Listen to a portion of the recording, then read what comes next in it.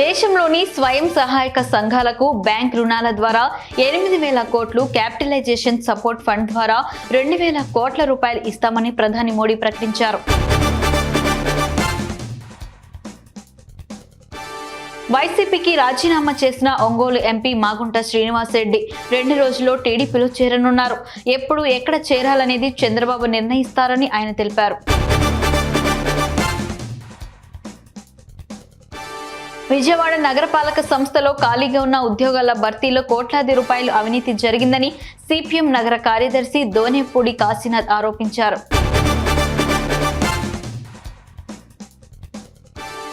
విజయవాడ ఇంద్రకీలాద్రిపై కొలువైన దుర్గంను కేంద్ర మంత్రి గజేంద్ర సింగ్ షేఖావత్ దర్శించుకున్నారు. ఆయనకు Janasena party PAC chairman Nadendla Manohar స్వాగతం పలికారు. తిరువూరు నియోజకవర్గం విసన్నపేట మండలం ఏఎంసీ గోడౌన్ ఆవరణలో వైఎస్ఆర్ చేయూత చెక్కుల పంపిణీ కార్యక్రమం జరిగింది. ఈ పంపిణీ కార్యక్రమానికి తిరువూరు మాజీ ఎమ్మెల్యే నల్లగట్ల స్వామిదాస్ ముఖ్య అతిథిగా హాజరయ్యారు. పెనమలూరు నియోజకవర్గం ఉయ్యూరు మున్సిపాలిటీలో క్రైస్తవ సంఘాలు తమ శ్మశాన వాటిక ఆక్రమణలకు నిరసనగా చేపట్టిన రిలే నిరాహార దీక్ష కార్యక్రమం జరిగింది.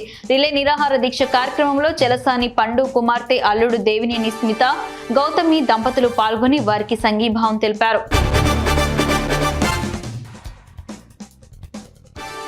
రాయదుర్గం మున్సిపాలిటీలో సోమవారం అత్యవసర మున్సిపల్ సర్వసభ్య సమావేశం నిర్వహించారు.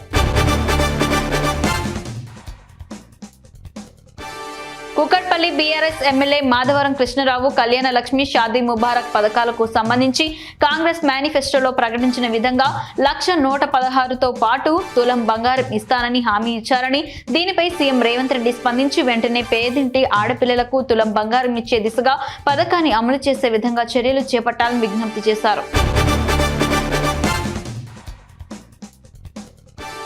మలక్పేట్ అజాపురలో ఫుట్పాత్ ఆక్రమణల తొలగింపు పనులలో ఉద్రిక్తతకు దారితీసింది.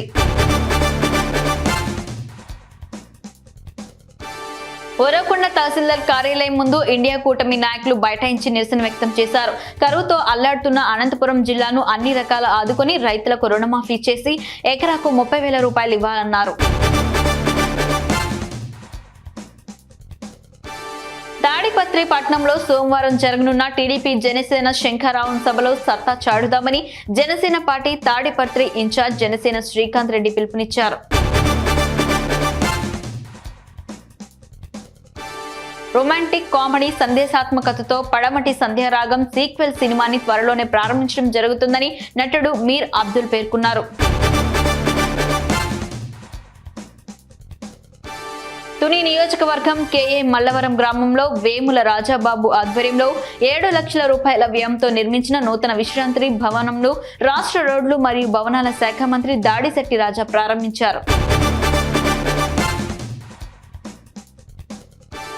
పి గన్నవరం నియోజకవర్గం వైసీపీ ఇన్ఛార్జ్ విప్పర్తి వేణుగోపాలరావు అయినవిల్లి మండలం అయినవిల్లిలో ఎన్నికల ప్రచారానికి శ్రీకారం చుట్టారు. త్వరలో జరగబోయే సార్వత్రిక ఎన్నికల్లో గెలిపే లక్ష్యంగా కావ్య కృష్ణారెడ్డి తన ప్రచార కార్యక్రమాన్ని చేపట్టారు.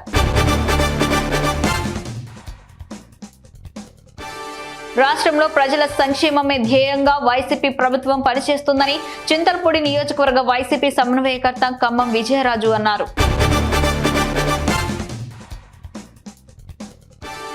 రాష్ట్రంలో ప్రతి మహిళలకు సీఎం జగన్ అండగా ఉంటున్నారని చింతలపూడి నియోజకవర్గ వైసీపీ సమన్వయకర్త ఖమ్మం విజయరాజు అన్నారు.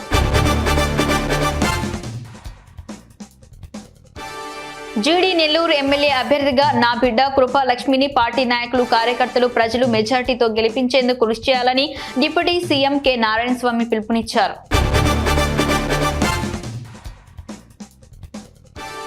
మరో 2 రోజుల్లో టీడీపీ జనసేన ఉమ్మడి అభ్యర్థిని ప్రకటించనున్నారని, ఎవరికి టికెట్ ఇచ్చినా అధిష్టాన నిర్ణయాన్ని గౌరవించి గెలిపించుకుందామని టీడీపీ రాష్ట్ర కార్యదర్శి మద్దిరెడ్డి కొండ్రెడ్డి అన్నారు. తన కుమార్తెను జీడీ నెల్లూరు నియోజకవర్గ ఎమ్మెల్యే అభ్యర్థిగా ఖరారు చేసినందుకు పెద్దిరెడ్డి కుటుంబానికి రుణపడి ఉంటానని డిప్యూటీ సీఎం అన్నారు.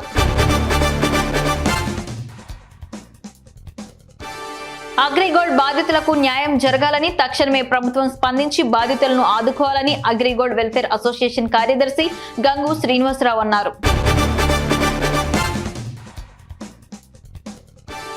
శ్రీకాకుళానికి చెందిన చేనేత కుటుంబాలతో మంత్రి ధర్మాన ప్రసాదరావు క్యాంప్ కార్యాలయంలో ఆత్మీయ సమావేశం నిర్వహించారు. ముద్రగడ పద్మనాభమ చి దరిద్రం, ఇంత దరిద్రపు బ్రతికే కంటే చిప్ప పట్టుకుని అడుక్కోవడం బెటర్ అని ప్రజాశాంతి పార్టీ అధ్యక్షుడు కేఏ పాల్ సంచలన వ్యాఖ్యలు చేశారు. ఇందిరమ్మ ఇళ్ల పథకంలో భాగంగా ఇంటి నిర్మాణానికి 5 లక్షల రూపాయలు ఇస్తామని ఇప్పటికే ప్రకటించిన సంగతి తెలిసిందే. తాజాగా ఈ పథకం కింద గిరిజనులు, దళితులకు 1 లక్ష రూపాయలు అదనంగా ఇస్తామని వెల్లడించింది. 1 లక్ష రూపాయలు అదనంగా కలిపి మొత్తం 6 లక్షల రూపాయలు ఇస్తామని డిప్యూటీ సీఎం బట్టి విక్రమార్క ప్రకటించారు. హుజూరాబాద్ బీఆర్ఎస్ ఎమ్మెల్యే పాడి కౌశిక్ రెడ్డిపై పోలీసులు కేసు నమోదు చేశారు. కానిస్టేబుల్ నుంచి డీజీపీ వరకు ఎవరిని వదలబోమని మిత్తితో సహా చెల్లిస్తామంటూ కరీంనగర్ కార్యకర్తల సమావేశంలో హెచ్చరించారు.